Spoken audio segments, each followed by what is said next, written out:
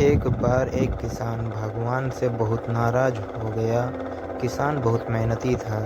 बहुत मेहनत से वो खेतों में अनाज उगाता, उसकी देखभाल करता, पर अक्सर उसकी फसल खराब हो जाती। कभी सूखा पड़ जाता, कभी बाढ़ आ जाती, कभी तेज धूप, कभी आंधी। कोई ना कोई कारण बन ही जाता कि उसकी फसल खराब हो जाती। एक दिन वो किसान गुस्से में आसमान की ओर देखकर भगवान से कहा, हे ईश्वर, आपको लोग सर्वज्ञता मानते हैं कि आप सब जानते हैं। कहते हैं कि आपके इच्छा के बिना एक भी पत्ता नहीं हिलता, पर मुझे तो लगता है कि आप छोटी सी छोटी बात भी नहीं जानते। आपको तो ये भी नहीं पता कि खेती बाड़ी कैसे करते हैं। अगर आप जानते होते तो हर समय जो बाढ़, आंधी और तूफान आते हैं वो कभी ना आते। आप नहीं जानते कि कितना नुकसान उठाना पड़ता है हम किसानों को। यदि आप मेरे हाथ में यह शक्ति दे दें कि जैसा मैं चाहूँ वैसा मौसम कर दूँ, फिर आप देखना कि मैं अन्न के भंडार लगा दूंगा। भगवान इस किसान के तीखे वाक्य सुनकर मुस्कुरा रहे थे और वो किसान के सामने प्रकट होकर बोले, मैं आज से तुझे यह शक्ति देता हूँ कि तुम अपने खेतों पर तुम्हारी जैसी इच्छा हो तुम वैसा मौसम कर दोगे। मैं बिल्कुल भी दखल नहीं दूंगा, तुम्हारी इच्छा से सब कुछ होगा। किसान बहुत खुश हो गया। किसान ने गेहूं की फसल अपने खेतों में बोई। जब उसे लगा कि खेतों में धूप चाहिए तो खेतों में धूप मिले, जब पानी बरसना चाहिए तभी पानी बरसा।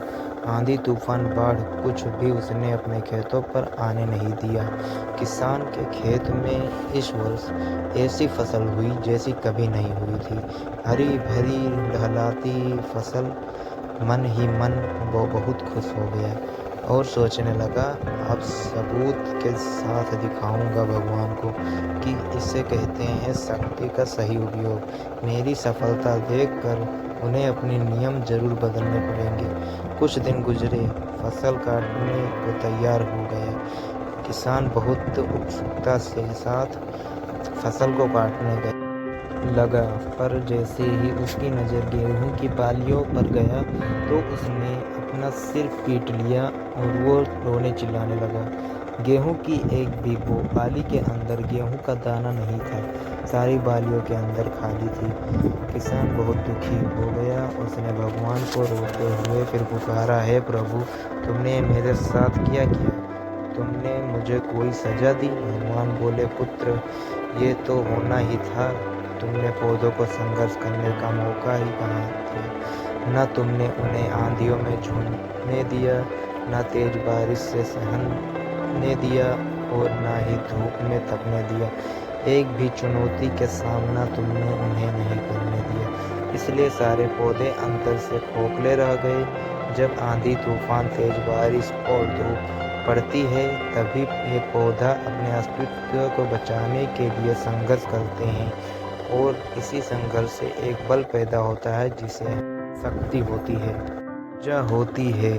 और यही ऊर्जा पूर्ति तेरे गेहूं के दानों की तरह जो नहीं फूटी।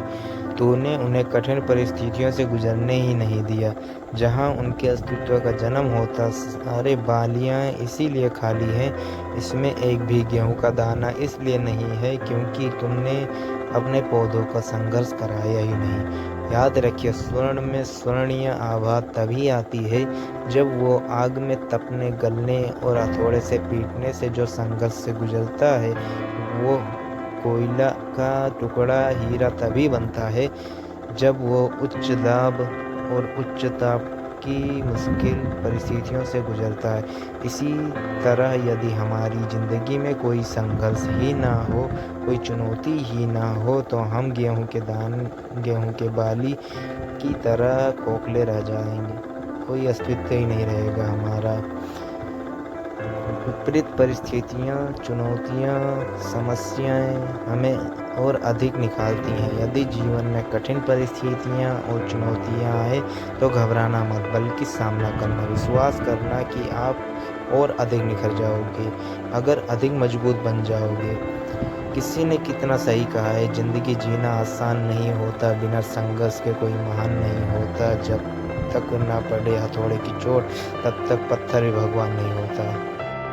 अगर ये कहानी आपको थोड़ी सी भी अच्छी लगी हो तो लाइक करें, शेयर करें, सब्सक्राइब करें हमारे यूट्यूब चैनल AR कहानियाँ।